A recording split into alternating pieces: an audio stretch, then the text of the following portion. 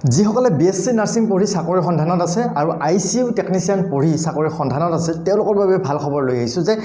staff nurse critical care আৰু ICU technician staff নাৰ্ছৰ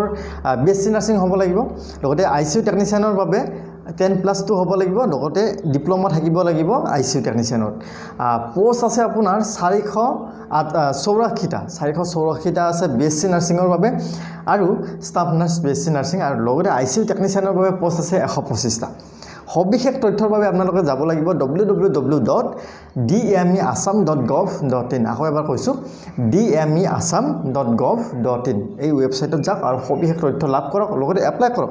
apply কৰা last date হৈছে 15 July গতিকে 15 জুলাইৰ আগতে আপোনালোকে এপ্লাই কৰক আৰু আগতীয়াকৈ শুভেচ্ছা জ্ঞাপন কৰিলোঁ